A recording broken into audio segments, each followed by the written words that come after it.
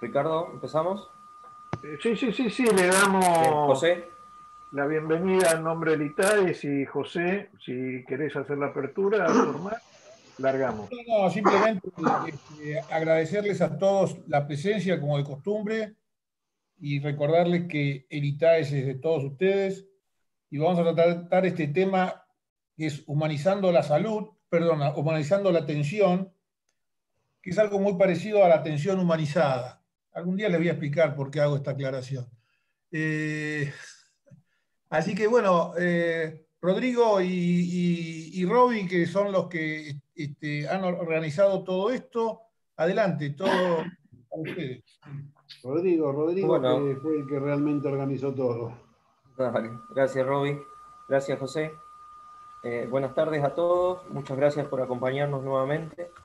Como dijo José, hoy el tema de la palabra humanizar es algo que venimos escuchando desde hace mucho tiempo y que el ITADES tiene como una de sus premisas fundamentales, tanto en su fundación como en los manuales que lleva adelante en los procesos de acreditación, llevar esta bandera adelante. Entonces para nosotros es muy importante poder seguir ahondando en este tema que, si uno lo mira desde la Real Academia Española, significa que el humanizar habla de hacer humano, familiar y afable a alguien o a algo. Y esto no se remonta solo desde ahora, sino que en la historia, Largus, que era un médico que acompañaba al emperador Claudio, él decía que es uno de los pioneros del humanismo médico, entendía como una profesión en el sentido de vocación, con la obligación moral de un comportamiento virtuoso, pensando que él era un buen hombre experto en la curación, pero lleno de misericordia y humanidad. Entonces, para nosotros, que es un tema que queremos empezar a tratar más en profundidad desde ahora, no solo pensando en la epidemia COVID, que ha puesto de manifiesto mucho de lo que no deberíamos estar haciendo desde este punto de vista, y mucha gente que hoy lo está haciendo, digamos, tomando en cuenta esta particularidad en una pandemia que nos ha llevado a profundizar el distanciamiento entre el experto, digamos, en el arte de cuidar y los pacientes o los pacientes y sus familias. Queremos hoy invitar a tres personas que han estado trabajando en este tema, muchos de ellos especialistas en la materia. Y en ese sentido quiero agradecer a los tres participantes y darle en este sentido la bienvenida y la primera conferencia al doctor Juan Eduardo, él es jefe de la unidad de cuidados intensivos del Hospital San Juan de Dios en Santiago de Chile. Actualmente es el Coordinador Nacional de Procuramiento y Trasplante de la División de Gestión en la Red Asistencial del Ministerio de Salud de Chile. Y él nos va a hablar un poco de esto, digamos, de su experiencia como médico terapista y lo que él ve en este tiempo y desde que viene trabajando esto, de cómo podíamos trabajar en dar una medicina más humanizada en estas unidades donde esto hoy en día está más en necesidad de poder brindar. Así que Juan Eduardo, te damos pie a vos inicialmente y después, bueno, iremos compartiendo a los otros invitados. Bueno, muchas gracias, Rodrigo. Primero que nada, agradecer la invitación de ITAE. Bueno, y a través tuyo, Rodrigo, también darle un saludo, ¿no es cierto?, a Matías, que es la persona que de alguna manera me contactó. Somos amigos de cierto tiempo, ¿no es cierto? Y bueno, claro, tratar de, de alguna manera, ¿no es cierto?, de comentarles un poco algunos conocimientos. No sé si me pueden habilitar la posibilidad de compartir pantalla. Ahí sí. Sí, ya estás habilitado. No sé si lo ven. Estamos empezando a verlo. Ahí está. Ahí está, ahora. Y en la pantalla en negro, supongo yo. Sí, perfecto. Bueno, Ahí está Juan. sí, bueno, lo que les quería comentar es que mi planteamiento esencialmente va a venir un poco, por supuesto que desde los ámbitos en los cuales me he desempeñado, esencialmente, particularmente desde el cuidado crítico, en que voy a intentar, ¿no es cierto?, a través, ¿no es cierto?, de la presentación, pero sobre todo a través de los testimonios de algunas personas que han estado hospitalizadas en cuidado intensivo, que ellos mismos nos muestren cuál es el camino de la humanización. Y lo primero que los voy a invitar a que nos sumerjamos efectivamente en la unidad de cuidado intensivo. ¿Sí? Espero que vaya todo bien. Me cuentan si es que escuchan efectivamente, por favor.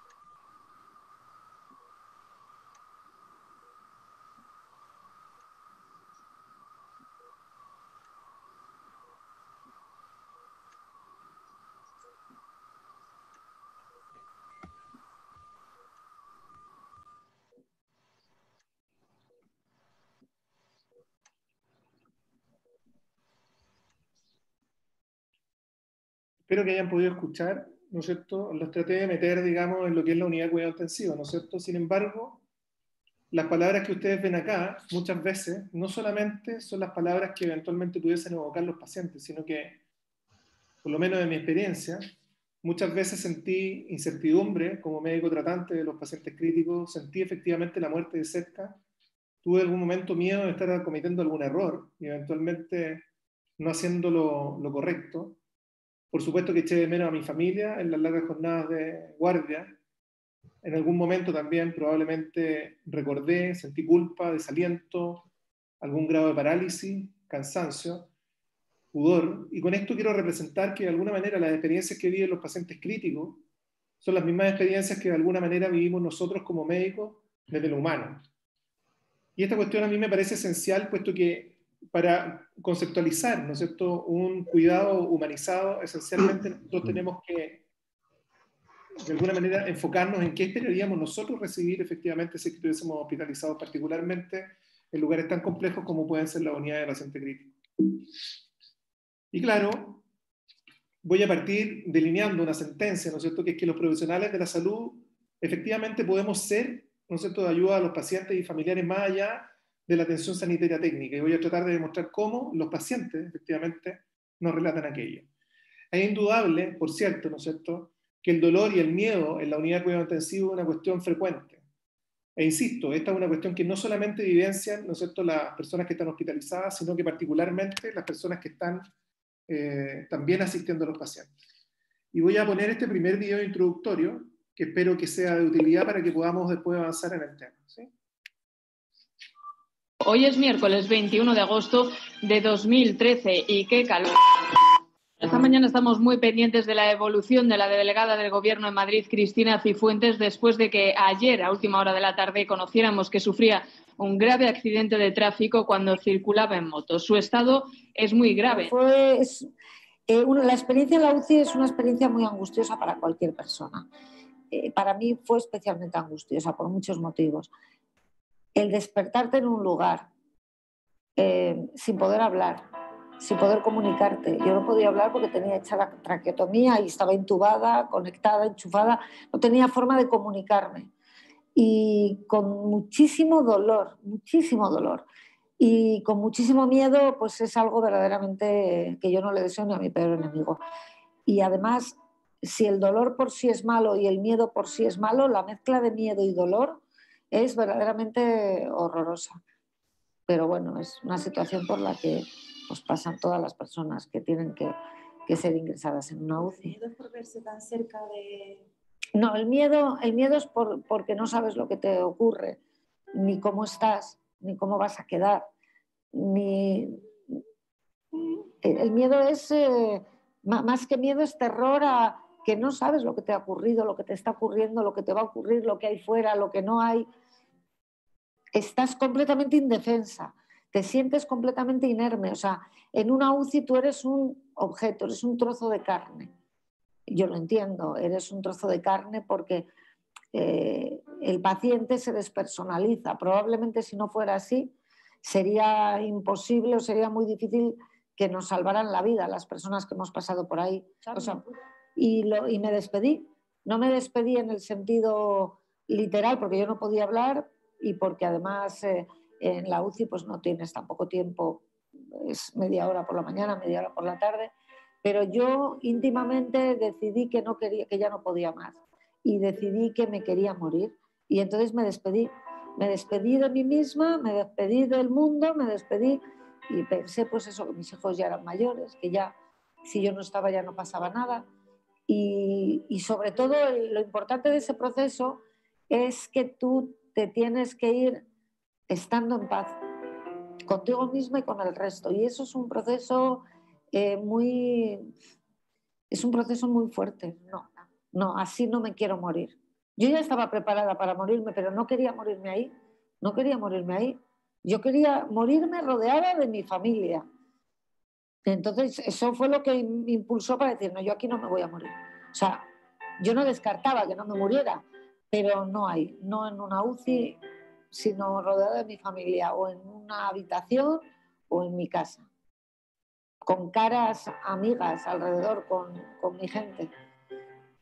Aquello fue una experiencia muy dura, muy dura. Yo no se lo deseo ni a mi peor enemigo, porque no es solo lo que a mí me estaba ocurriendo, es lo que tú ves allí. Ten en cuenta que en una UCI todo lo que ves es desgracia, todo lo que ves es sufrimiento. Y yo estuve mucho tiempo consciente en la UCI, entonces yo recuerdo perfectamente personas, situaciones, sufrimiento. A mí me dijo el médico de la UCI que me atendió que la mayor parte de la gente que pasa por la UCI en una estancia larga tiende a olvidarlo por el estrés postraumático que te produce la propia estancia en la UCI. Pero yo no lo he olvidado, entonces es que yo me acuerdo de los nombres de las personas que estaban allí. Es que yo me acuerdo de algunas cosas, me acuerdo de una señora mayor que estuvo allí ingresada, estuvo muy poco, y me acuerdo de cuál era su situación.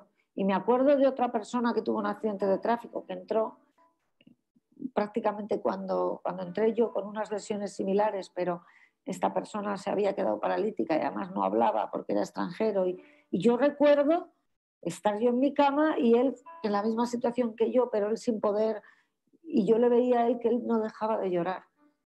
Entonces son cosas, o cuando alguno estuvo a punto de morirse y entonces venían y le aspiraban, y que son cosas que se te quedan dentro. Entonces no es solamente lo que a ti te ocurre, es vivir en una situación en la que todo lo que tienes alrededor es muerte o es personas luchando para no morir y médicos y enfermeros luchando para que esas personas no mueran, pero es un estrés máximo. Entonces la experiencia en la UCI es verdadera. A mí me dijo el médico que la UCI es la antesala del infierno y a veces es el infierno mismo.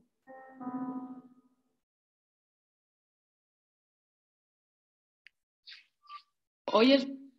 Bueno, espero que hayan podido ver y escuchar bien el video, porque de alguna manera, ¿no es cierto?, en este artículo que en algún momento me tocó leer a propósito justamente de buscar información sobre humanización en medicina, justamente, bueno, Ángel Alonso es y Gabriel Era, ¿no es cierto?, Lacalle, que ustedes saben que él dirige el programa UCI con H, ¿no es cierto?, en España, me permitió llegar al video, efectivamente, que motivó, que es el que les acabo de mostrar, ¿no es cierto?, que está un poquito editado porque es mucho más largo, pero que me permitió efectivamente reconocer, ¿no es cierto?, en este relato, en este raconto que hace esta delegada, ¿no es cierto?, acerca de lo que probablemente muchos de los pacientes que nosotros tenemos con motivo de la hospitalización, ya sea en cualquier sitio, en una unidad de cuidado intensivo, en particular en este caso, definen, digamos, como que esta es la antesala del infierno.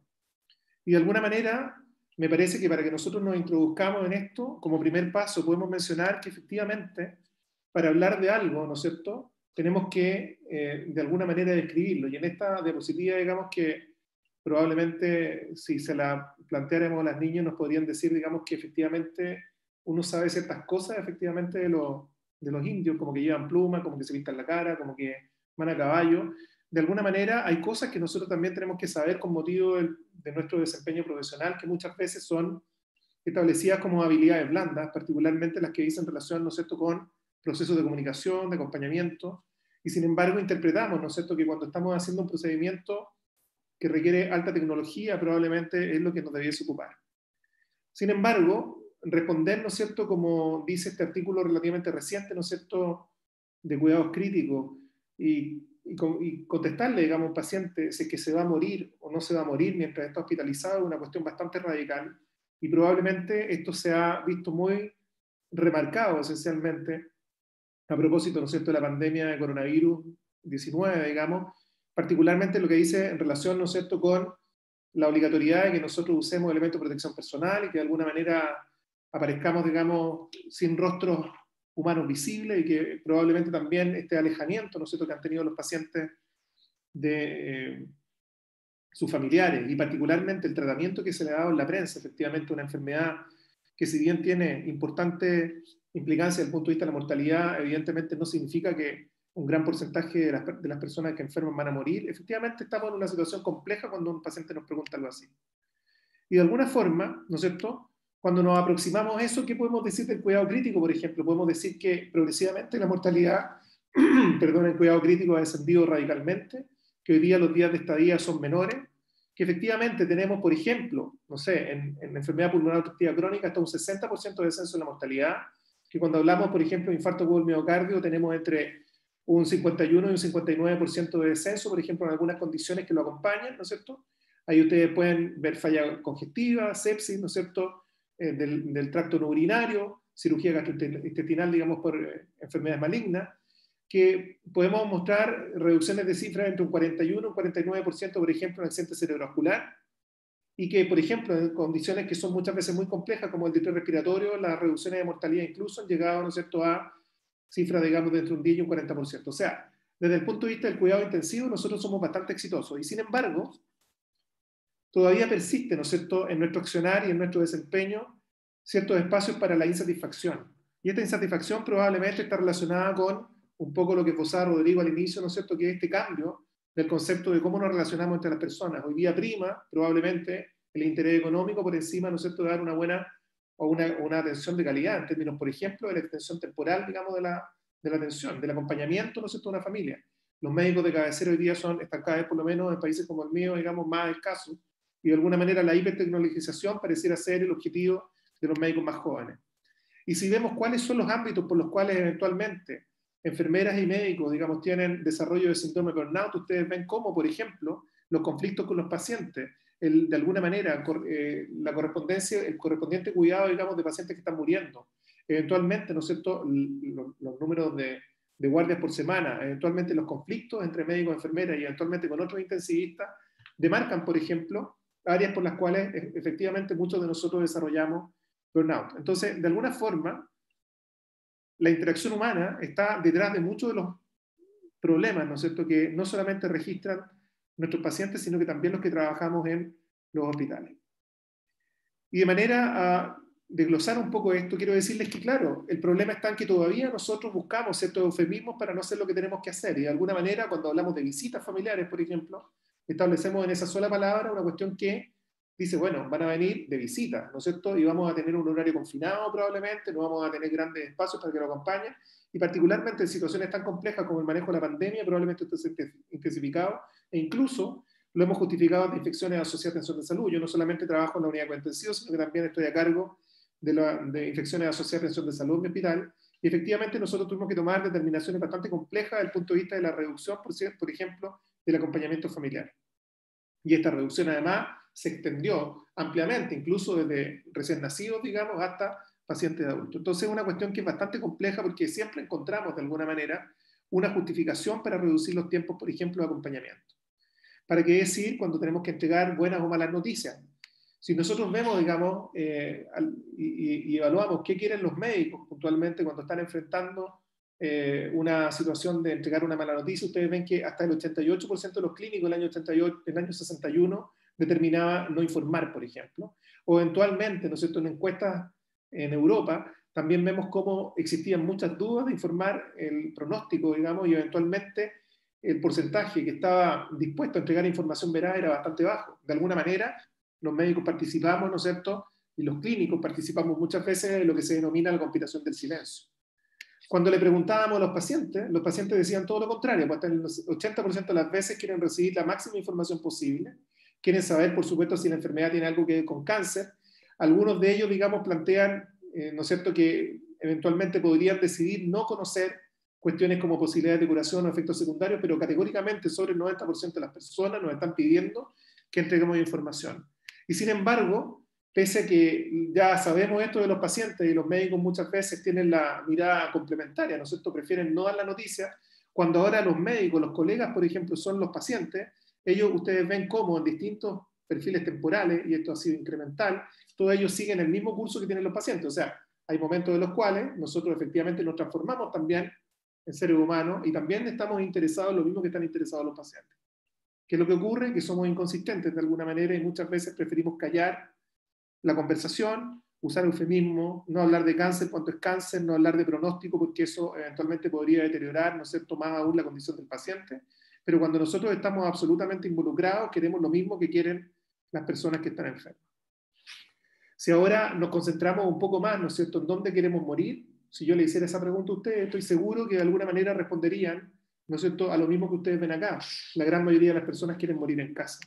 Y esto se demuestra, ¿no es cierto?, en encuestas que efectivamente se han aplicado a nivel poblacional, y ustedes ven cómo en irlandeses, ¿no es cierto?, por ejemplo, un 74% de las personas prefieren morir en casa. Pongo a Paul Newman acá, ¿no es cierto?, porque Paul Newman ejerció ese derecho y fallece, ¿no es cierto?, él a propósito de su cáncer de pulmón en su casa, ¿no es cierto?, y esencialmente la familia, digamos, ¿qué es lo que revela, perdón? Dice que su muerte fue privada y discreta, del mismo modo que él había vivido su vida. De alguna forma, con esto quiero reflejar que el cierre biográfico de una persona es una cuestión esencial cuando nosotros estamos planteando, por ejemplo, elementos tan categóricos como el buen morir. Y si vemos, ¿no es cierto?, este gráfico que es bastante complejo, ¿no es cierto?, vemos cómo, en la medida que ha pasado el tiempo, la tecnologización y la hospitalización de las personas que están gravemente enfermas implica que hoy día, ¿no es cierto?, el 74% de las personas, ¿no es cierto?, que fallecen, por ejemplo, en esta proyección, fallece hospitalizado, que es exactamente el mismo número de personas que les gustaría morir en la casa, digamos. O sea, estamos haciendo de alguna forma, estamos enfrentando el tema del buen morir, eventualmente medicalizándolo y no siguiendo las recomendaciones que eventualmente los mismos pacientes nos entregan. Con esto no estoy ni con mucho diciendo que no tengamos que participar eventualmente en la hospitalización de pacientes gravemente enfermos y que eventualmente puedan morir. De hecho, por supuesto que es uno de los principales factores de riesgo tener edad marcada, ¿no es cierto?, y eventualmente estar gravemente enfermo. Sin embargo, cuando podamos hacerlo, el buen morir también considera incluir, ¿no es cierto?, las decisiones de la familia. Y si lo vemos esta vez más en gráficos, vemos cómo decrece sistemáticamente, ¿no es cierto?, la posibilidad de morir en la casa, dependiendo de qué país yo venga, y en forma complementaria, por supuesto, ¿no es cierto?, también tenemos ciertos países en los cuales notablemente la posibilidad de morir hospitalizado es altamente frecuente. Entonces, yo les planteo esta pregunta: ¿es, por ejemplo, la UCI un buen lugar o es un lugar apropiado para sufrir o morir? Por supuesto que no. Probablemente ninguno de nosotros, si pudiera hacer la elección, moriría ahí. Moriríamos probablemente, como dijo en el testimonio de nuestra paciente, digamos, eventualmente en la casa, rodeado de los que queremos. Porque de alguna manera, cuando uno muere en una unidad de cuidados intensivos, tiene un riesgo alto de morir en soledad, para qué decir, digamos, particularmente hoy día, en tiempos de COVID. Porque muchas veces nosotros enfocamos el tratamiento en la terapia específica, ¿no es cierto?, de recuperabilidad y no necesariamente en el buen control de los síntomas. Porque muchas veces hacemos tratamientos futiles, de alto costo, y de alguna manera a través de esto también lesionamos el principio de justicia en el reparto de los recursos sanitarios, que son tan escasos. Y de alguna manera, ¿no es cierto?, lo que nosotros debiésemos hacer en cuidados críticos particularmente, bueno, en todas las hospitalizaciones, es reconocer cuando las personas efectivamente son recuperables y de alguna manera, en relación con la naturaleza de su patología, tomar decisiones individualizadas, esencialmente siempre interpretando si estamos haciendo una aproximación proporcionada o desproporcionada. Y esta cuestión, ¿no es cierto?, que parece irrelevante, nos permite decir que, claro, uno dice, bueno, pero ¿cómo? Estamos hablando, por ejemplo, en este caso de cuidados críticos y a su vez hablamos, ¿no es cierto?, de manejo proporcional o eventualmente cuidados paliativos. Bueno, estas cosas son dos caras de un mismo rostro, digamos, y formalmente cuando uno mira el cuidado crítico, la meta primaria será salvar o prolongar la vida, pero en metas secundarias tenemos que aliviar necesariamente el sufrimiento y mejorar la calidad de vida, como complementariamente cuando estamos hablando de cuidados paliativos, probablemente salvar la vida o prolongar la vida podría ser una meta secundaria a efectivamente aliviar el sufrimiento y mejorar la calidad de vida. Entonces aquí vemos cómo eventualmente en el paradigma de la tecnologización, ¿no es cierto?, como es la atención de un paciente crítico, necesariamente nosotros tenemos que integrar conceptos como, por ejemplo, el buen morir, y de alguna manera reconocer, por ejemplo, en este modelo, ¿no es cierto?, de cómo seguimos cuidados paliativos, que eventualmente en nuestras unidades de paciente crítico, cuando particularmente son conducidas por médicos, ¿no es cierto?, especializados en el área, debiesen considerar eventualmente un modelo integrativo. Esto es que los médicos que trabajan ahí efectivamente tengan conocimientos importantes sobre intervenciones y principios, ¿no es cierto?, del cuidado crítico usual, pero particularmente, ¿no es cierto?, en cuidados paliativos. También existen modelos consultivos que eventualmente nos pueden apoyar, pero nosotros promovemos, por lo menos en nuestro hospital, hacernos cargo efectivamente de ciertas intervenciones que dicen relación con hacernos de alguna manera participar en el buen control de síntomas y acompañar efectivamente un buen cierre cuando un porcentaje no menor de los pacientes que están en cuidado intensivo van a registrar su última hospitalización con nosotros. Esto es un deber de mínimo. De la misma manera, ¿no es cierto?, reconocer, ¿no es cierto?, que el cuidado crítico, por ejemplo, como modelo de cuidado, puede ser cualquier cuidado, no crítico también, tiene un límite y eventualmente siempre nosotros queremos restablecer la máxima funcionalidad, pero sabemos que probablemente eso no ocurra. Y esto es cuando nosotros tenemos que integrar perfectamente el cuidado paliativo, particularmente, y eventualmente reconocer que hay un punto, ¿no es cierto?, de intersección en que eventualmente el modelo curativo no responderá, digamos, y de alguna forma tenemos que intensificar nuestra aproximación paliativa, digamos, que incluso va a ir más allá del propio deceso del paciente en el acompañamiento familiar, por ejemplo. De alguna manera tenemos que reconocer que el buen alivio de síntomas, un ambiente humano y seguro y una comunicación expedita es fundamental a estos efectos. Ahora, si nosotros vemos un poco qué nos dicen los pacientes, veamos qué nos dicen los pacientes. Los pacientes nos dicen que en cierta ocasión entran 10 médicos en tu habitación, te dan la mano con total indiferencia y se ponen a discutir entre ellos sobre el tratamiento a seguir contigo como si tú no estuvieras delante. Y entonces dan media vuelta y se van, sin que haya habido nadie con un mínimo de humanidad para sentarse unos minutos a tu lado y preguntarte cómo llevas tu enfermedad. Esto que aparece en la muerte íntima de Marie de Genesen, también lo puedo reproducir con nuestra principal cantautora nacional, Violeta Parra, ¿no es cierto?, que en el año 59, cuando estuvo hospitalizada en el hospital donde yo trabajo, mencionaba que los médicos se juntaban como palomos, doctores, por mi aliviar, alrededor de mi cama, parecen un palomar. Después habló sentencioso, uno que me hizo llorar por aplicarme estatutos si vienen a visitar. Salieron por el pasillo, les oigo su ronronear, hablan de régimen blando y reposo sin pestañear. Partieron por el pasillo con su blanco delantal, yo me he quedado pensando en tan lindo palomar. Lo que nos dice Violeta Parra, ¿no es cierto?, en estos versos es que de alguna manera, en ese proceso de asistencia de salud por una ictericia que ella está desarrollando, sintió, ¿no es cierto?, que eventualmente no era considerada, efectivamente. Y si bien lo dice, por supuesto que en forma hermosa, como ella hacía muchas de las cosas, ustedes ven ahí la arpillería que ella desarrollaba, por supuesto que nos deja pensando cómo desde el año 59 hasta este momento todavía tenemos cosas que hacer, puesto que si yo aplicase esto hoy día, eventualmente algunas condiciones, probablemente tendríamos el mismo resultado. Y en esta foto de cuando yo era médico joven, ¿no es cierto?, ustedes pueden ver el ideal de un médico, pero cuando uno mira esto, ¿no es cierto?, en realidad, ¿qué es lo que quieren los pacientes? Quieren a un médico como este. Lo que en realidad ellos quieren es a un médico seguro, un médico empático, un médico humano, que actúe en forma personal, que sea franco, que sea respetuoso y minucioso. Con esto nos están diciendo que ellos no abandonan lo que ellos consideran la obligación, el mínimo de que nosotros seamos técnicamente impecables, sino que lo que ellos además requieren es que nosotros reconozcamos en esas cualidades, eventualmente, condiciones que nos permitan establecer una relación humana. ¿Y sustentada en qué? Por supuesto que en el respeto y la dignidad de la persona, porque de alguna manera, si nosotros tenemos en consideración los valores y prioridades de las personas, el traje a medida tendrá que ser hecho para la diversidad de personas que nosotros atendemos, ¿sí? Y a este respecto, el cuidado humano se concentra esencialmente en, de alguna forma, ¿no es cierto?, reconocer, como decía Rodrigo, la necesidad de aproximarnos de alguna manera, de una forma cálida, ¿no es cierto?, a los requerimientos de las personas. ¿Hay una receta para esto? Por supuesto que no, ¿no es cierto? Sin embargo, como ya lo hemos mencionado y como de alguna manera en algunos libros también está establecido, cuando nosotros nos aproximamos a la relación médico-paciente, probablemente sabemos que muchas veces los elementos tecnológicos no nos permiten ver la totalidad del asunto. De alguna manera, ¿no es cierto?, los árboles no nos dejan ver el bosque y no comprendemos, digamos, que eventualmente lo esencial sigue siendo invisible a los ojos, de alguna manera. Y claro, ustedes ven, por ejemplo, iniciativas destinadas a cuidados críticos, que es donde yo he versado formalmente la presentación, cómo eventualmente existen intervenciones, ¿no es cierto?, que se sugieren a propósito de la necesaria definición de áreas por cumplir. Yo también he trabajado en acreditación hospitalaria, me tocó trabajar en la acreditación, por lo menos ya que hemos logrado, por lo menos en 2 oportunidades en el hospital, 3 oportunidades en el hospital, digamos, donde yo me desempeño. Y efectivamente hay entidades que buscan acreditar, es curioso esto, ¿no?, centros de salud en humanización, justamente porque de alguna manera la deshumanización se ha instalado a propósito de la tecnología, a propósito, ¿no es cierto?, del necesario aspecto comercial que tiene, digamos, lo que nosotros hacemos. Y estas estrategias esencialmente se centran en tener una UCI de puerta abierta, en fomentar esencialmente la comunicación, promover el bienestar del paciente, de alguna manera favorecer la presencia y la participación de los familiares en los cuidados intensivos, en este caso. En un área que muchas veces nosotros no conceptualizamos de la humanización, que es que tenemos que cuidar al cuidador, de alguna manera tenemos que cuidar al profesional, tenemos que prevenir, manejar y de alguna manera dar seguimiento al síndrome por cuidado intensivo.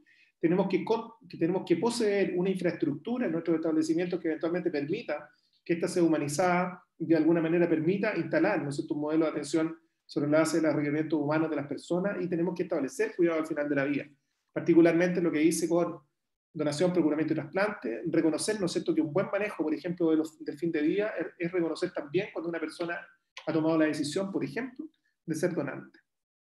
Y a manera de ilustrar esto, quiero, ya para ir cerrando, mostrarles un segundo video que me parece que demuestra radicalmente cómo la intervención humana, en concomitancia con una buena atención tecnológica o técnica, ¿no es cierto?, produce el efecto esperado sobre las personas.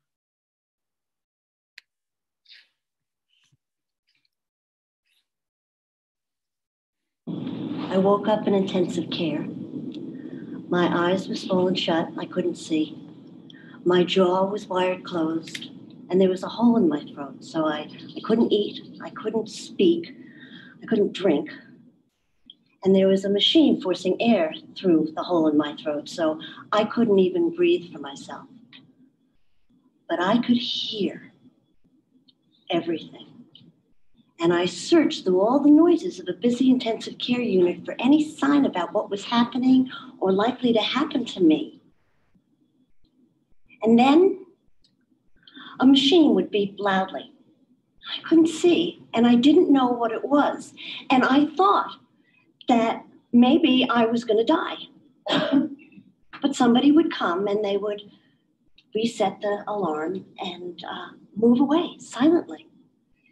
The doctors would come around the bed and they would discuss my case in great detail with each other in a language that I didn't understand. And then they too would just quietly go away. And at night, nurses would come and they would attend to the IV lines that fed and hydrated and medicated me, and they would take notes, I suppose, and read things. And they attended to my physical needs with skill deficiency, but they never saw, they never acknowledged my emotional wounds, except for one special nurse. Every time he came in to look after me, he would lean close to my face and put his hand on my shoulder. And I could see through the slits in my eyes the outline of him, and he would call me by name. And then he would tell me what he was going to be doing that day. And then he did something that not one other person did for the 3 weeks that I was on life support. He talked to me like a human being. He would talk about everyday things as he went about cleaning my wounds, cleaning my body, washing me, changing my clothes, checking my IV lines. He would talk about things like what kind of a day it was outside, or who would come to visit me while I was asleep. He talked about common everyday things. And it didn't take him a moment longer than it might have taken otherwise. People are so afraid that if you make a human connection with the patient, that it's going to take too much time. It took him no extra time. And yet, 20 years later, it was 20 years ago that I had a multi-trauma accident that nearly killed me and kept me in hospitals for 17 years. But I remember him, and every time I speak, I tell the story of this nurse, this wonderful man, and how much his touch that didn't hurt, that wasn't efficient, how much that meant to me, how much telling me what the weather was like outside, or telling me a little anecdote about something that was on the news, anything like that reminded me that I was more than a broken body. And I will never forget him. And it's 20 years. And I still feel the gratitude of that more deeply than I can express to you.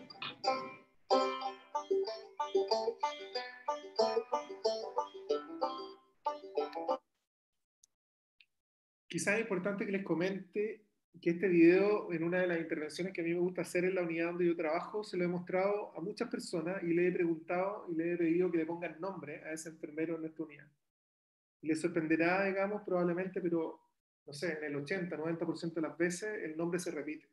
Y esto es porque nosotros sabemos reconocer también, como clínicos y como las personas que trabajamos, digamos, en salud, quiénes son las personas que tienen efectivamente las competencias necesarias para acompañar, por ejemplo, a una persona. Y yo lo voy a decir, digamos, a partir, no sé, de una reciente hospitalización de mi madre, digamos, con motivo de una embolía pulmonar masiva, que significó que hubo que trombolizarla. Mi madre ya una mujer de 78 años, que cuando uno busca, probablemente a alguien que asista a una persona que uno quiere, está claro que es súper importante lo técnico, pero uno no puede abandonar, ¿no es cierto?, el requerimiento que tiene de que también esa persona tenga un comportamiento humano máximo cuando eventualmente ese puede ser el último evento, ¿no es cierto?, que pueda tener una persona que uno quiere, digamos, hospitalizado. Entonces, lo que quiero invitarlo un poco a comprender, digamos, que lo que nosotros tenemos que hacer es saltar la barrera, es la única forma de innovar y que de alguna manera o de alguna forma, ¿no es cierto?, nuestras ideas, nuestros proyectos pueden asentar y de alguna forma pensar que eventualmente las cosas se pueden convertir en realidad. Muchas gracias. Entiendo que probablemente después vamos a debatir. Yo espero, digamos, que este material haya servido como para motivarlos efectivamente, para que después podamos tener una conversación sobre los hitos relacionados con una inmunización. Eduardo, muy claro, muy bueno, te felicito y te agradezco, digamos, creo que lo que acabas de transmitir lo sentís y eso se nota en el diálogo, digamos, así que de mi parte, por lo menos, muy agradecido por este poquito minuto que nos has dedicado, digamos, y creo que por lo menos en lo particular me quedé con ganas de seguir escuchando, así que eso habla muy bien de que la charla fue muy buena, digamos. Le vamos a dar lugar ahora, como decís vos, Juan Eduardo, a los otros dos invitados, también tienen cosas muy lindas para contarnos, y después vamos a hacer unas preguntas, digamos. Podemos usar el chat también para generar preguntas, porque si algunas de ellas se repiten, podemos sintetizar, digamos, y responder esa pregunta de la misma manera. Le voy a dar lugar ahora a la doctora Susana Lloveras. La doctora es médica infectóloga del Hospital Muñiz, y ella ha desarrollado, en conjunto con su equipo de trabajo y el doctor Maglio, un protocolo muy bueno de intervención que tiene que ver claramente con esto, de tratar de darle un contenido más humano a nuestra profesión. Así que muchas gracias, doctora, por estar y por acompañarnos. Y le vamos a dar lugar ahora a su charla, digamos, la escuchamos con mucho gusto. Bueno, buenas tardes a todos. Muchas gracias por la invitación de ITAES a compartir este webinar. Y realmente yo voy a tratar de contarles en breves minutos la experiencia que nosotros estamos haciendo en el hospital, que en realidad viene de la mano de lo que contaba el colega anteriormente, que es ayudar a los pacientes a que tengan un buen morir. A ver, voy a compartir la pantalla. ¿La ven bien ahí? Sí, doctora, la puede ampliar para, digamos, para presentación, perfecto. Sí. Bueno, estas recomendaciones se hicieron, en realidad, las recomendaciones iniciales las hizo el doctor Ignacio Maglio, y nosotros las trabajamos dentro de un equipo de cuidados integrales del hospital. Este equipo de cuidados integrales es un equipo interdisciplinario que se formó a razón de la pandemia de COVID. Es un equipo que se capacitó para hacer cuidados paliativos en el hospital. Tuvimos un entrenamiento con una organización que fue la organización Pallium, y a partir de allí empezamos a trabajar algunas situaciones puntuales dentro del hospital, y surgieron estas recomendaciones para el acompañamiento de pacientes en situaciones de últimos días o últimas horas de vida. ¿Cuál es el objetivo que tuvimos cuando se armaron estas recomendaciones? Era fundamentalmente establecer lineamientos para promover el acompañamiento de personas que estuvieran en los últimos momentos de su vida, en el contexto de esta pandemia de COVID, y fundamentalmente lo que queríamos hacer era garantizar condiciones de dignidad en este momento, y que las personas tuvieran un buen morir. Este protocolo o estas recomendaciones se tienen como objetivo ser aplicadas en el momento en que estas personas o estos pacientes estén por fallecer o el médico tratante se dé cuenta de que está en una situación irreversible. Y el fundamento es que puedan morir con dignidad, pero fundamentalmente que puedan morir acompañados, ¿no? Y permitir a las familias o a los allegados la posibilidad de despedirse de sus seres queridos.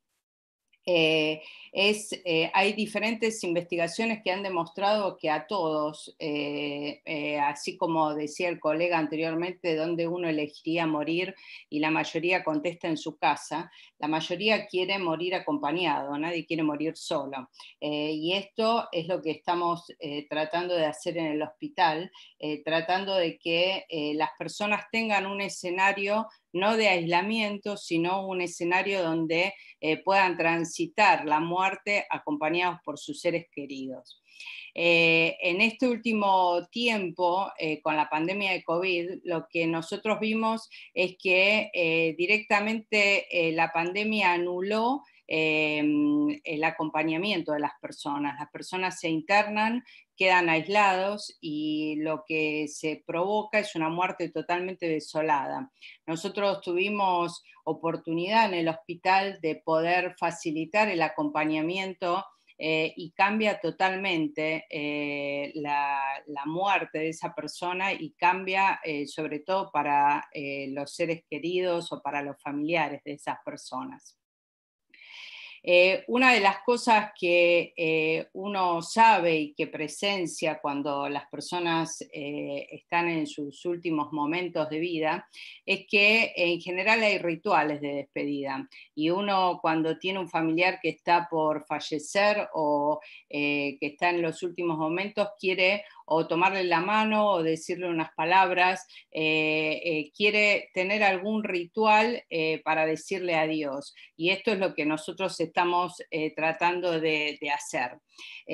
Fundamentalmente la muerte no tiene explicación, pero lo que sí tiene un sentido y que ese tránsito final que las personas van a hacer en el momento de la muerte, generalmente todas lo que quieren es estar rodeados por los afectos de su vida. Por eso la mayoría prefiere morir en el hogar y morir con sus cosas cotidianas y con las personas que quiere y que lo han acompañado en su vida. ¿Cómo desarrollamos estas recomendaciones? Nosotros tenemos como diferentes pasos para llevar a cabo estas recomendaciones. Lo primero que tratamos de hacer es que el médico que está a cargo de la atención de ese paciente y que sospecha que puede estar en los últimos días de vida, se comunique telefónicamente con el familiar y esta pandemia también nos ha traído una situación difícil que es la comunicación telefónica, o sea, nosotros estamos dando partes de cómo están los pacientes y a veces hasta damos malas noticias telefónicamente, por eso lo que tratamos de hacer es tener una guía de comunicación telefónica de situaciones difíciles y estuvimos como entrenándonos en cómo poder dar información en forma telefónica. Entonces, una vez que se comunica con el familiar, lo que se le plantea al familiar es que se seleccione un miembro del grupo familiar que es el que va a participar de la despedida. En general lo que tratamos es que sea una persona adulta, que no tenga factores de riesgo, sobre todo factores de riesgo para tener cuadros graves asociados a COVID. Y también lo que le planteamos es que las personas pueden acercarse a despedirse de su familiar con algún objeto que sea de especial valor para el paciente, como puede llegar a ser cartas, fotos, algún recuerdo significativo. Hasta en algún momento discutimos, obviamente que es muy difícil de llevarlo a la práctica, si hasta pudieran venir acompañados por un animal de compañía gustaría que fuera como muy querido por ese familiar, por esa persona que está falleciendo. Obviamente que esto es muy difícil de llevarlo a la práctica. Entonces, una vez que está determinado cuál va a ser el familiar que va a hacer la despedida, ese familiar se lo recibe en el hospital, se le explica el procedimiento y las circunstancias en las cuales se va a producir esa despedida, y se le da también información, tanto por escrito y también se le hace firmar un consentimiento informado. Fundamentalmente lo que le tratamos de explicar es cuáles son los riesgos, cuáles son las cosas que tiene que hacer o no tiene que hacer en el momento de la despedida, y también se le da asesoramiento de cómo utilizar el equipo de protección personal y cómo retirar ese equipo de protección personal, y también lo que se le brinda es información de cómo está el familiar, cómo está en ese momento, qué tipo de tratamiento está recibiendo, cómo lo va a ver, cómo se va a encontrar con ese familiar, para que no se asuste si está con respirador o si está con alguna bomba de infusión o está con alguna intervención que pueda generarle cierta inquietud al familiar. Una vez que se le explica todo esto al familiar, lo que se hace es acompañarlo por miembros de enfermería o miembros de control de infecciones, o por el médico tratante o por alguien del equipo de cuidados integrales, para poder acompañarlo en el momento que va a ver a su familiar. Después, obviamente, que termina de ver al familiar, se lo asiste en todo lo que es el retiro del equipo de protección, y fundamentalmente lo que tratamos de hacer es de poder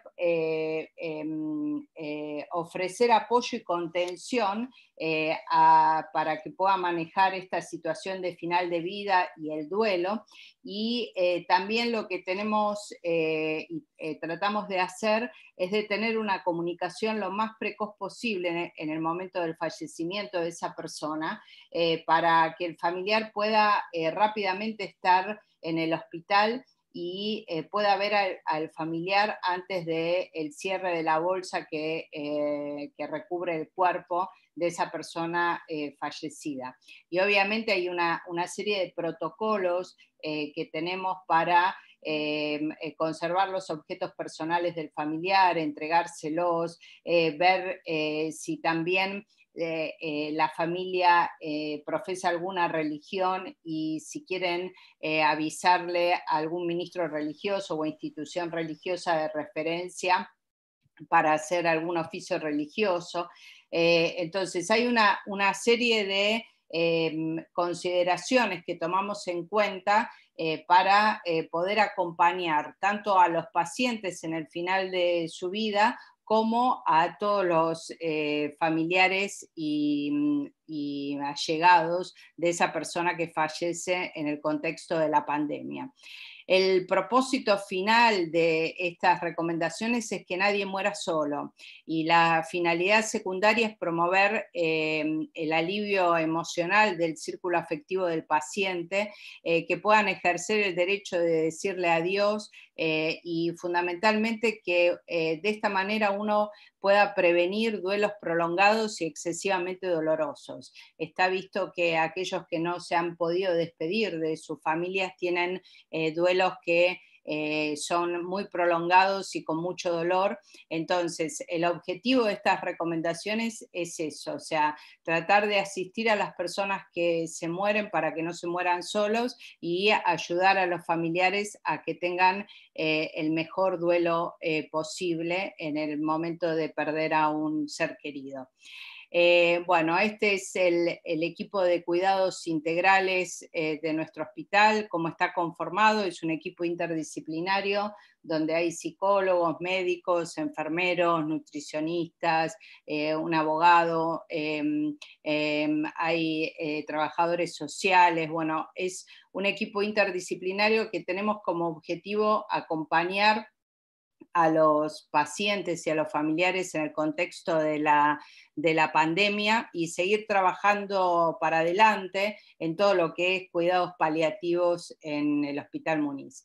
Bueno, nada más y muchas gracias por la invitación a participar de esta reunión. Bueno, doctora, muy claro, muy bueno. Creo que el protocolo que ustedes han diseñado ya se ha distribuido, digamos, en todos lados, pero si usted después nos quiere acercar, digamos, es muy lindo y contempla, claro, que claramente todo esto que estamos tratando hoy. Así que muchísimas gracias y le pido si tiene un tiempito más de paciencia para darle lugar al otro disertante y en ese sentido poder hacer las preguntas. Perdón, creo que hay mucho. Perdón, Rodrigo. Sí. Está escondido entre las ventanitas del Zoom, pero yo lo acabo de descubrir.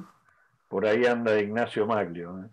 Ah, bueno. Cualquier cosa, yo Ignacio. Le iba a decir, qué bueno. Le iba a decir, después en el iba a decir a la doctora querés, le iba a decir a la doctora que tenía a Messi en su equipo, pero bueno, no quería.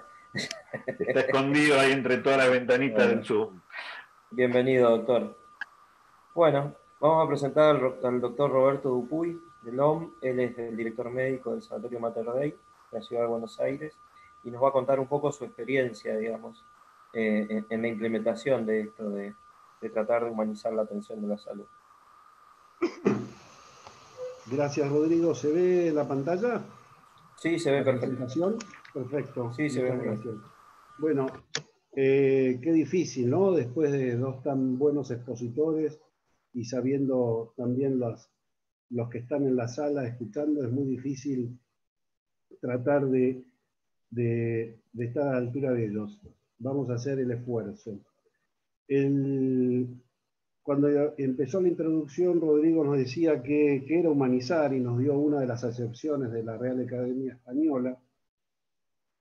La que sigue es ablandarse, desenojarse, hacerse benigno. Un poco eso es de lo que vamos a hablar, de humanizar un poco los cuidados en la atención de la salud. Es notable, yo voy a contar la experiencia que tuvimos en el sanatorio. Las coincidencias con el Hospital Muniz son notables y me alegra mucho de esas coincidencias porque quiere decir que estamos en la senda correcta. Así que vamos a contar un poquito nuestra experiencia. Nosotros nos definimos como una institución paciente céntrica, o sea que el paciente y su familia son el centro de nuestros cuidados.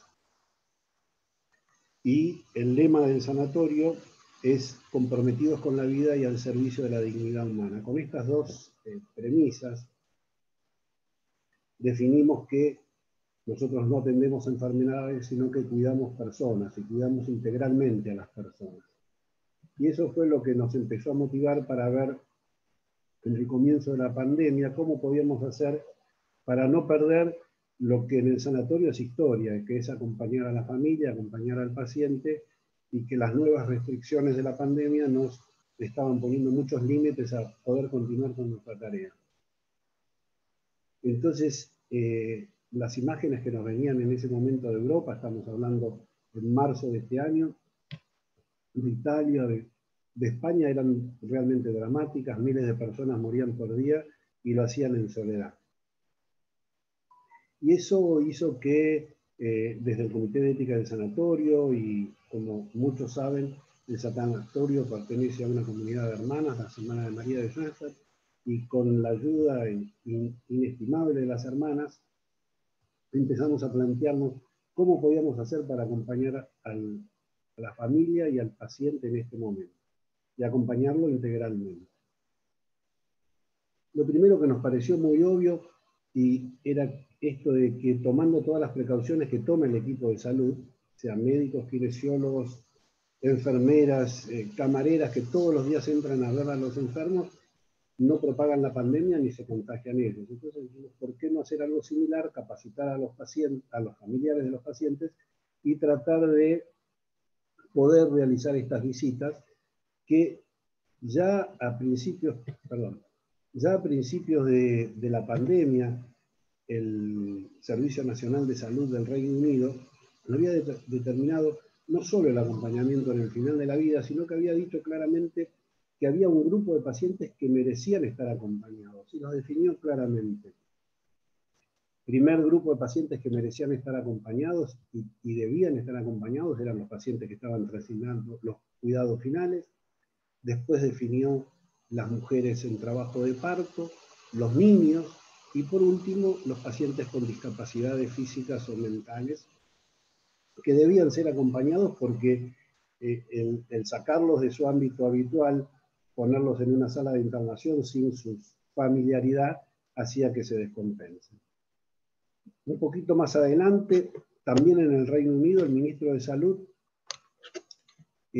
a raíz de la dolorosa muerte de un chico de 13 años, absolutamente solo, definió que se tenía que trabajar en pos de el derecho de decir adiós.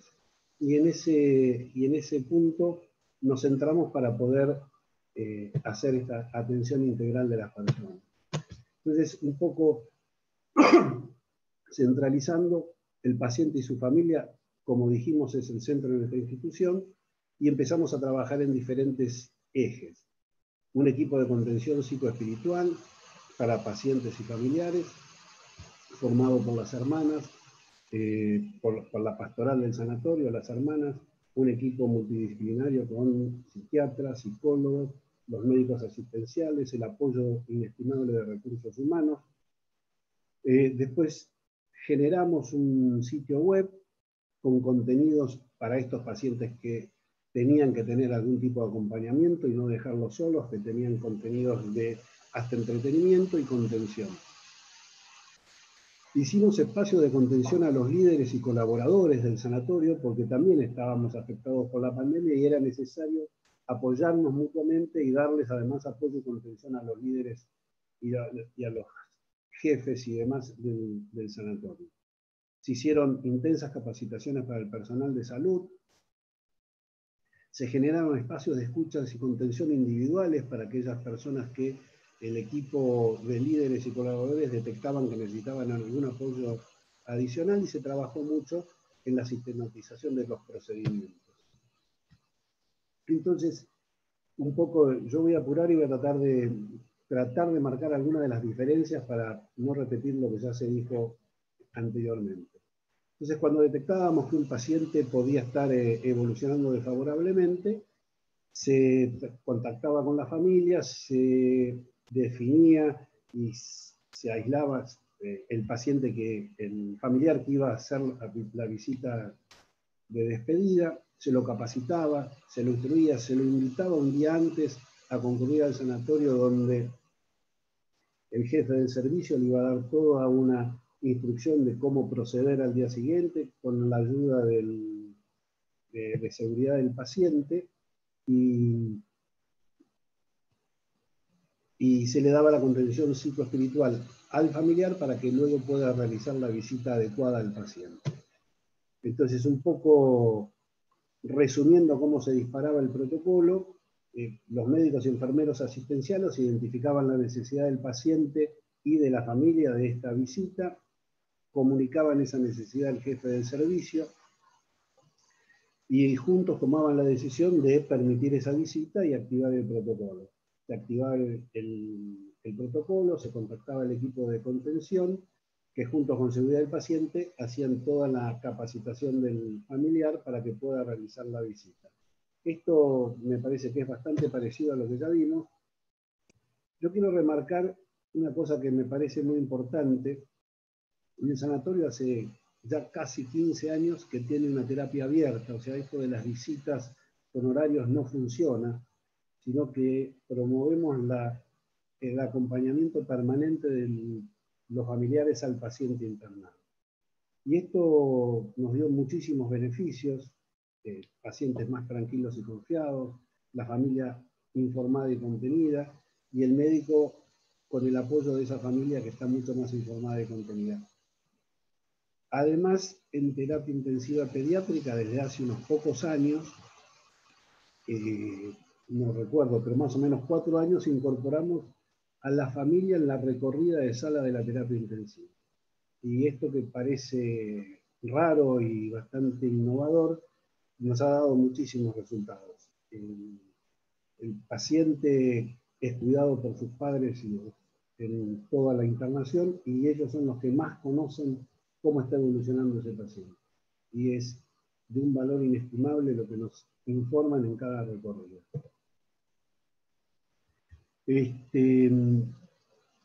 Desde que empezó la pandemia, nosotros activamos el protocolo en 221 pacientes y el acompañamiento al final de la vida lo aplicamos solo en 21 pacientes.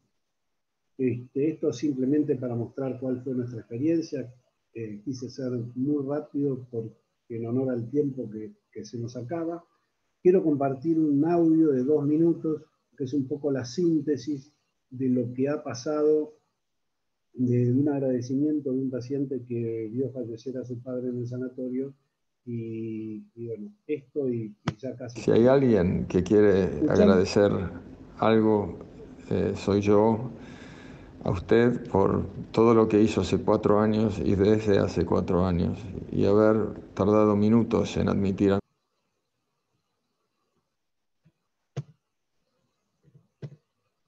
Perdón, no sé qué pasó.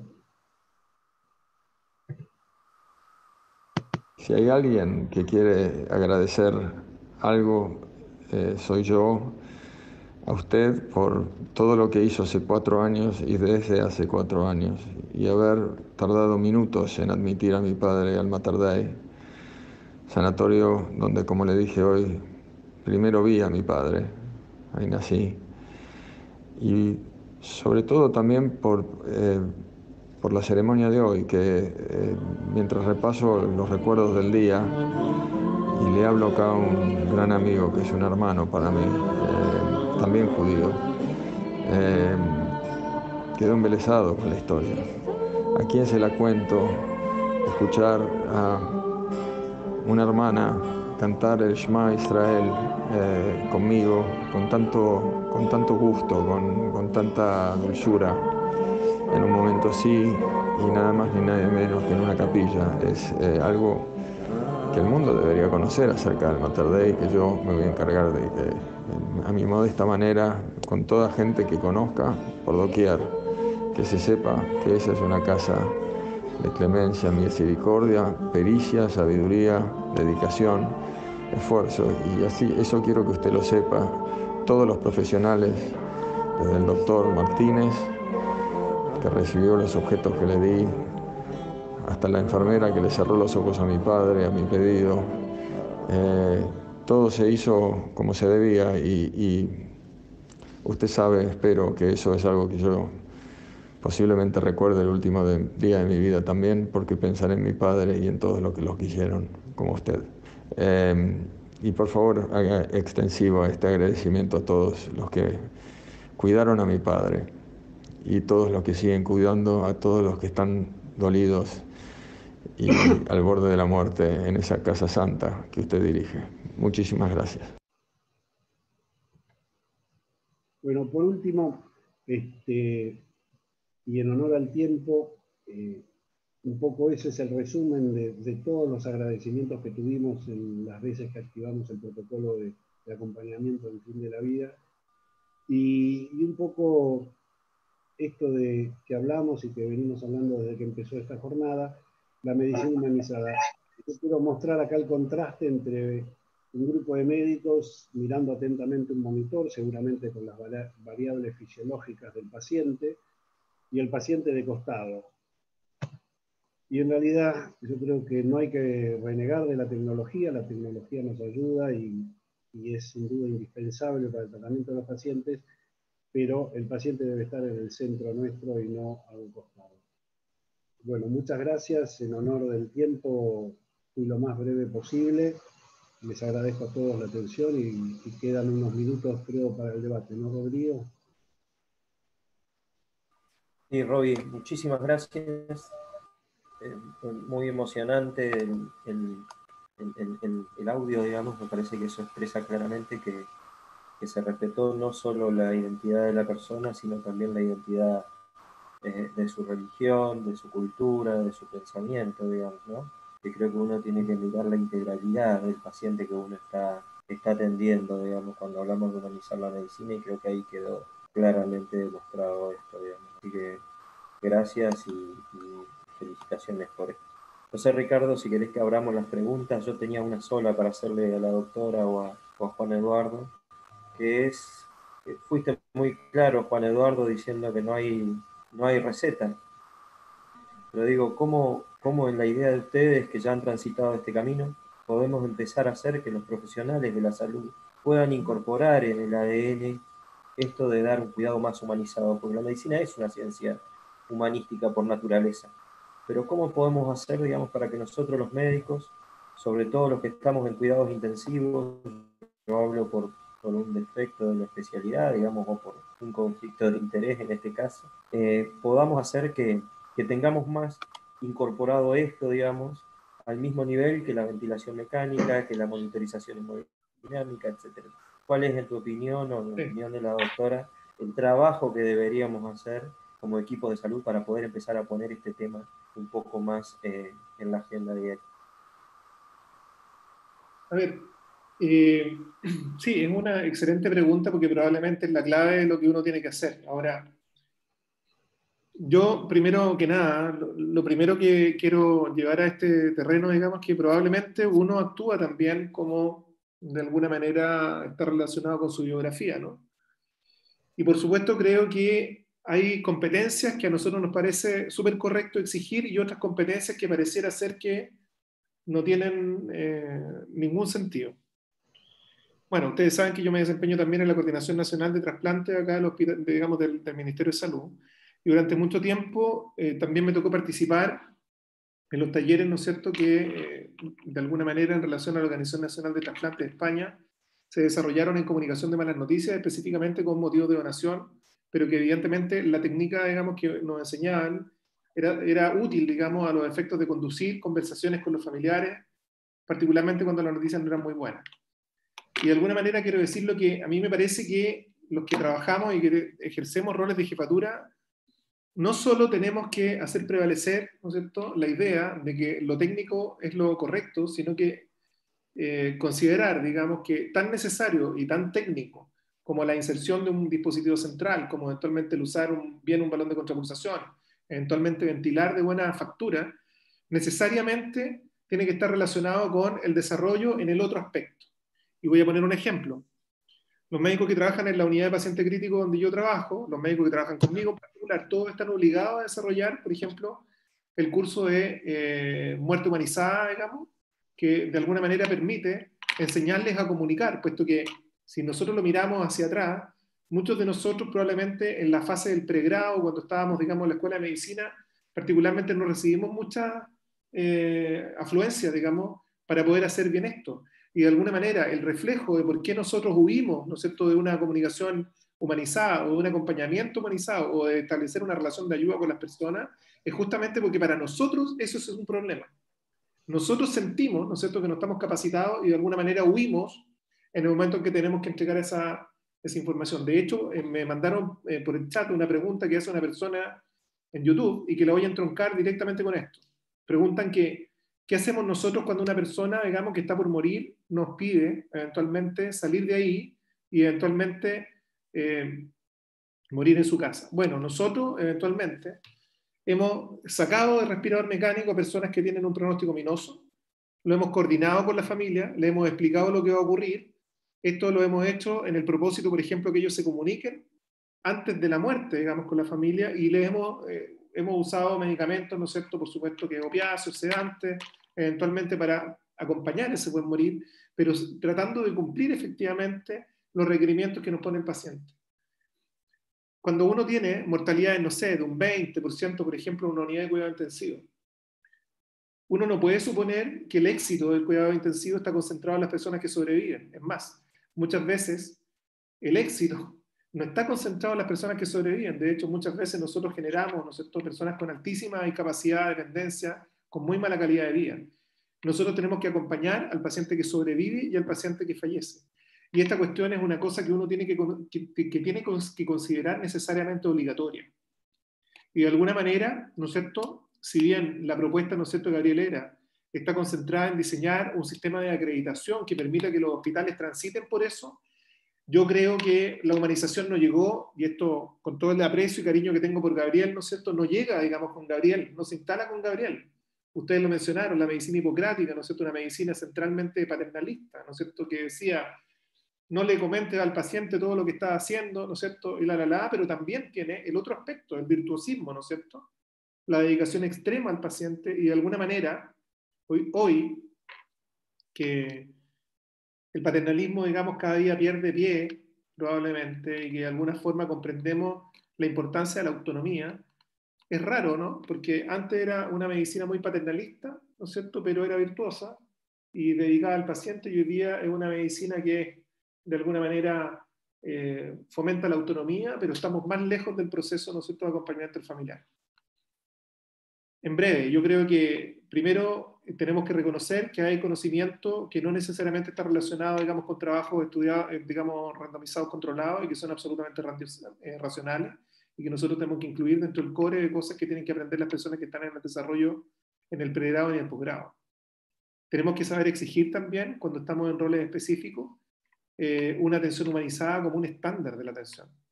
Hoy día, el doctor lo presentaba recién, ¿no es cierto?, las políticas de puertas abiertas de las unidades de paciente crítico se instala sobre la base, ¿no es cierto?, de enfrentar este concepto de la visita, ¿no es cierto? Nosotros mismos le denominamos visita a la participación sistemática, teóricamente, que debe tener la familia. Entonces hay ahí, desde el mismo cambio del lenguaje, ¿no es cierto?, entendiendo que el lenguaje crea realidad, creo que nosotros tenemos que avanzar sistemáticamente en exigir este tipo de habilidades, ¿no es cierto?, que a mi juicio no son habilidades blandas, son habilidades tan importantes como hacer bien una ventilación mecánica, hacer bien una hemodiálisis de agudo, eventualmente una hemofiltración, ¿no es cierto?, eventualmente usar bien los vasoactivos. Muchas gracias, doctora. Rodrigo, aprovechando Sí. que estamos en Chile, quería transmitir desde YouTube el saludo de Hugo Guajardo Guzmán, que nos manda saludos, está escuchándonos por YouTube. Sí, un amigo de la casa, Hugo, así que gracias, Hugo. Susana.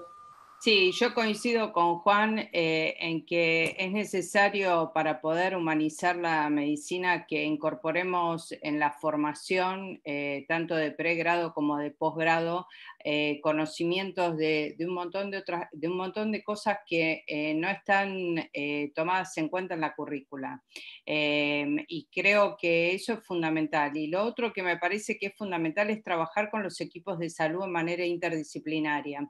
Yo creo que en la medida que se trabaja interdisciplinariamente, los médicos sobre todo nos nutrimos de otras disciplinas, y en ese nutrirse de otras disciplinas podemos ver tener otra visión que va más allá del modelo médico hegemónico. Y lo otro que me parece que es trabajar también con los equipos de salud en estas dificultades que surgen, porque la verdad es que a veces dar malas noticias es difícil, no estamos entrenados en hacerlo, genera mucha angustia, y a su vez la primera respuesta que surge en muchos equipos es como tomar distancia de la familia, del dolor, de lo que le está pasando a ese paciente, y entrar en un área muy técnica. Entonces me parece que en realidad hay que trabajarlo, ¿no?, esto con los equipos, y trabajar también hasta el propio sentir, cómo a cada uno de nosotros, los profesionales que trabajamos con los pacientes, en cualquier área, en cualquier profesión que esté vinculada con el equipo de salud, cómo nos gustaría a nosotros que nos traten. Yo creo que ponerse en el lugar del paciente es una forma de empatizar, ¿no? Y si uno reconoce cómo quisiera estar o cómo quisiera ser tratado en el momento que está en una terapia intensiva, en el momento que está en el final de sus días, me parece que uno esto lo puede visibilizar después en los pacientes. Y me parece que este ejercicio no lo tenemos habitualmente. Entonces me parece que tenemos que empezar a hacer ateneos de qué nos pasa a nosotros con algunas vivencias que tienen los pacientes, ¿no? Siempre hacemos ateneos muy médicos, ¿no? A ver cuál es la causa de fallecimiento de un paciente o desde lo técnico, y nunca hacemos ateneos ni de relación médico-paciente, ni de qué le pasa a los equipos de salud ante determinado paciente o ante determinada situación. Y me parece que es un ejercicio que tenemos que lograr en las instituciones, que no es fácil porque es un cambio de paradigma, es un cambio de lo que venimos acostumbrados a recibir en la formación de grado. Entonces, pero me parece que es un camino necesario, ¿no? para poder humanizar toda la atención. Me parece que por ahí va la idea o lo que yo pienso, y por lo pronto para nosotros, o al menos en mi práctica profesional, compartir un equipo interdisciplinario como es este equipo de cuidados integrales que se formó en el hospital, para mí fue primero una gran alegría, pero aparte fue, yo me nutro todo el tiempo de otros colegas y también de otras profesiones y de otras personas que conforman este equipo. Y hay una mirada mucho más integral de la atención. Por eso me parece que el camino va por ahí, ¿no? Ricardo, ¿tenés preguntas en el chat? A mí me gustaría preguntarle al doctor Maglio también, digamos, su opinión, si bien no lo hemos hecho hablar, digamos, en la jornada de hoy, digamos, que él nos cuente un poco la idea que él tiene o que piensa él con respecto a esto, digamos, de cómo lograr que como equipo de salud empecemos a tener esto en agenda, digamos, el tema de dar una atención más humanizada.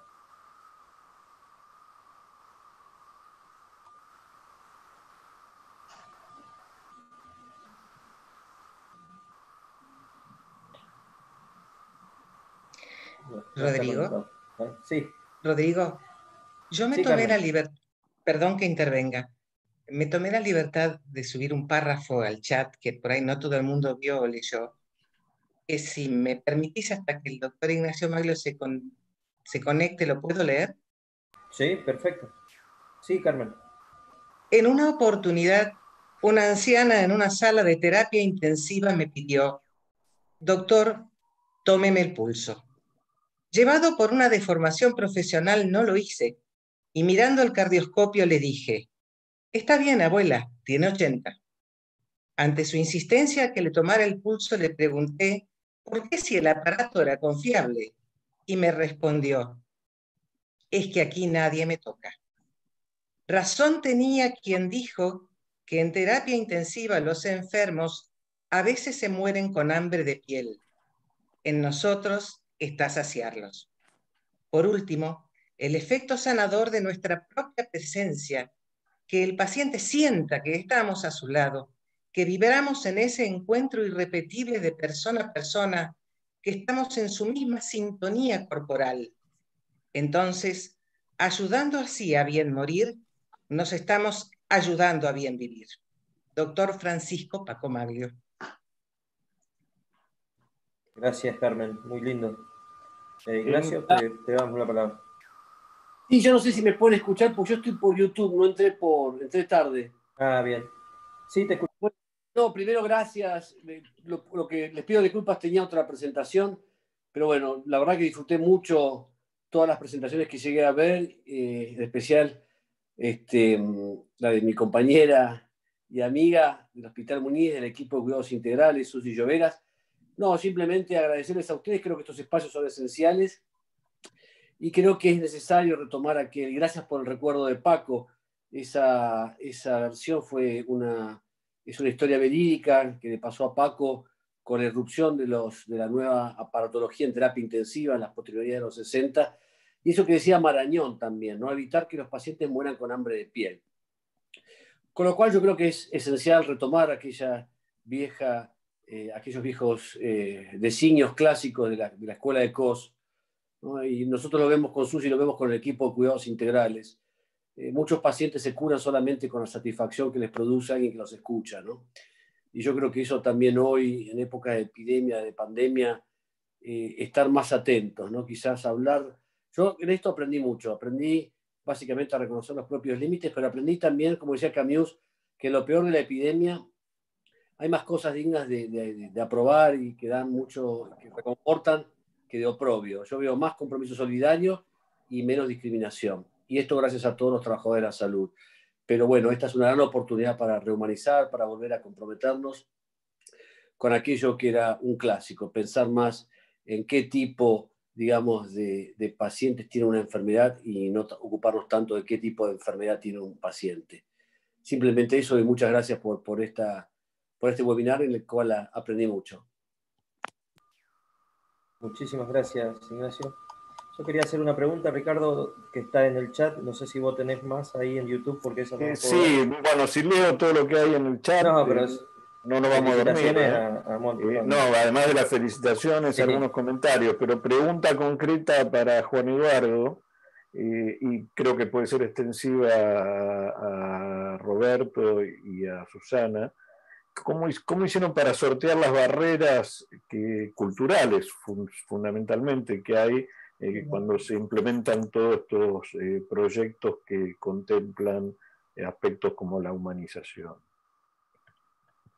O sea, todavía creo que lo estamos tratando de superar, porque evidentemente las instituciones, la instalación, ¿no es cierto?, una idea, particularmente cuando la instalación obliga a que nosotros cambiemos la forma de hacer las cosas, es de un proceso de instalación que muchas veces es más lenta en un servicio que en otro. Pero yo creo que esencialmente lo primero es que uno tiene que tener de alguna forma esta mirada un poco que mencionaba Susana, ¿no es cierto?, de la integración del equipo interdisciplinario. Esta es una cuestión que es fundamental, reconocer, por ejemplo, que la ética del cuidado, que habitualmente va de la mano, ¿no es cierto?, de la enfermería, es una de las cuestiones esenciales y que probablemente los médicos, con una cierta distancia, ¿no es cierto?, hemos aprendido, digamos, a dejar en ellas la responsabilidad de acompañamiento a las familias. Como lo expresé, primero, siendo coherente con lo que uno piensa, y si uno tiene el espacio, digamos, para poder exigirlo, exigiendo. Lo que yo creo que pareciera, de repente percibo que con respecto a este tipo de cuestiones, exigirle a un médico que converse de buena manera con el paciente, que le entregue en el idioma que comprenden, digamos, con las palabras que comprenden formalmente lo que nosotros estamos tratando de transmitirle como información, es una cuestión que es tan exigible, insisto, como hacer bien ventilación mecánica.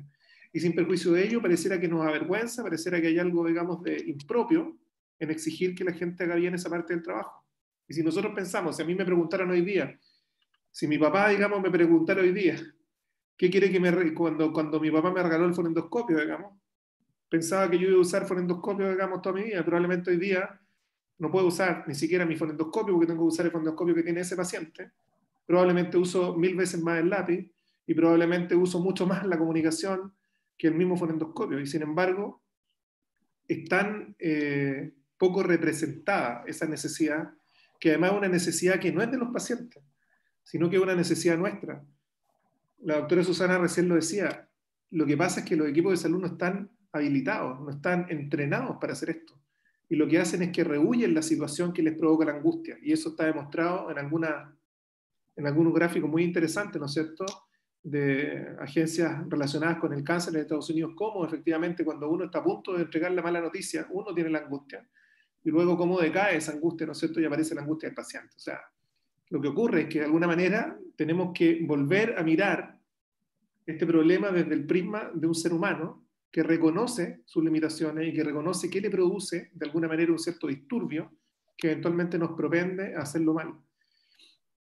Insisto, yo creo que en el pregrado esto es fundamental. Nosotros hemos tratado, por lo menos donde yo soy docente, que es la Universidad de Chile, de introducir ciertos cursos que dicen relación con la calidad hospitalaria, y dentro de la calidad hospitalaria estamos logrando incorporar temas como la humanización de la medicina, ¿no es cierto?, como eventualmente procesos relacionados con infecciones asociadas a la salud, eventualmente con acreditación hospitalaria. Son cuestiones que son extremadamente áridas para alumnos que están, no sé, en el cuarto año del desarrollo, digamos, de una carrera como la nuestra.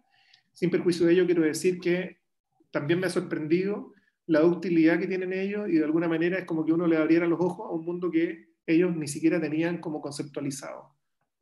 De alguna forma, quizá no perder la expectativa, ¿no es cierto?, ni la relación, ¿no es cierto?, con que de alguna forma todas las personas que trabajamos en esto queremos exactamente lo mismo que quieren los pacientes.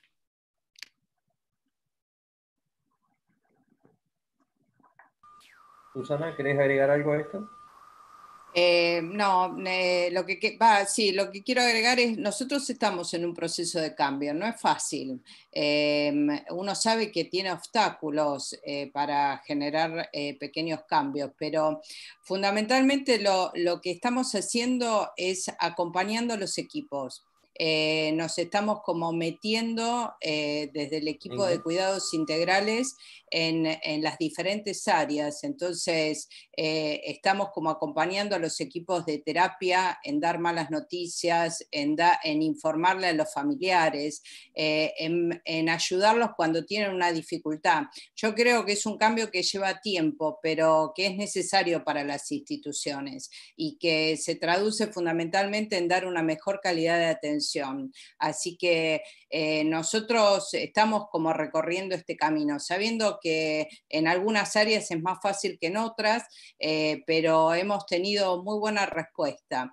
Y donde hay resistencia, sabemos que la forma es como ir integrándonos de a poquito para ir cambiando algunos procesos y no desalentarnos, ¿no? Porque, bueno, transformar una historia de años de otro tipo de atención y humanizar todo el proceso de atención no es fácil, pero la verdad creo que acompañando a los equipos es una forma de poder ir cambiando este proceso de atención.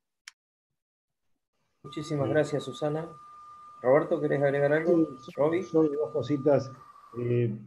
Cómo no coincidir con todo lo que dijeron, 100%. Diría yo que, para sintetizar, empezamos con una medicina basada en la eminencia, seguimos con la medicina basada en la evidencia y creo que hoy tenemos que hacer una medicina basada en la persona. Simplemente eso. Muy bien. José, te doy lugar a vos. Digamos, José Batistón es el presidente del ITAES. Quería agregar algo y después te dejo para el cierre. Agradecerles a todos, sobre todo a la doctora Susana y a Juan Eduardo, porque la verdad que ha sido muy enriquecedor todo lo que nos han presentado. Creo que para muchos inclusive es novedoso algunas de las cosas que nos han contado. Y agradecerles en particular a Juan Eduardo, que sé que todavía está en el hospital, que no ha vuelto a su casa, y que para poder estar conectado con nosotros decidió, digamos, para poder estar presente, quedarse ahí. Así que muchísimas gracias, Juan Eduardo. Y bueno, pronto lo tendremos acá en Neuquén, así que vamos a poder compartir con él un momento más íntimo, digamos, de poder charlar de todo esto. Estamos planificando con ITAES algunas reuniones a nivel de todo el país, una vez que todo esto de la pandemia nos deje poder empezar a movilizarnos, digamos. Así que muchísimas gracias a todos, y José, te doy lugar a vos para lo que querías comentar y cerrar el taller. Tenés el micrófono cerrado, José. Pero me lo tienen que conectar de allá, ahora sí. Ahí está, José. No tengo mucho más que agregar, sobre todo brillante las exposiciones. Felicitaciones a todos por la preparación. Felicitarte a vos, Rodrigo, porque has tenido la idea de este taller. Creo que es uno de los talleres más significativos que hemos tenido. Y la verdad que me siento honrado de presidir el ITAES con gente como ustedes. Algo que sí quiero agregar es que pasamos de la época del sextante, para los que navegan por ahí me entienden, pasamos del sextante al GPS. Y pasamos de la era de la comunicación. Cuando yo era chico, para hablar por teléfono, levantaba un teléfono, tenía que comprar una operadora que me pedía número. Hoy en día ha cambiado tanto, es tal el avance en la comunicación que yo cuando me recibí de médico no me imaginaba que un paciente me pudiera llamar por teléfono desde una terapia para sacarse una foto, mostrarme una herida. Eso hace que también nos ha ido cambiando la mente y humanizando a todos. Yo soy cirujano y desde hace muchos años saqué esa vieja costumbre de que cuando entrábamos nosotros sacábamos a todos los familiares. Hace muchos años que ya yo trabajaba en el Hospital Británico, aplicaba el método de que el familiar que se quiera quedar, que se quede.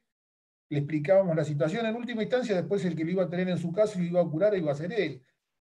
O sea que esta terapia abierta significa también sala abierta. La medicina ya, como bien dijeron en algunos pasajes, dejó de ser paternalista. La medicina es una medicina de comunidad en el cual todos tienen derecho a opinar y más derecho que todos el paciente. Y eso es algo que se está haciendo últimamente y es hacia donde todos tenemos que ir.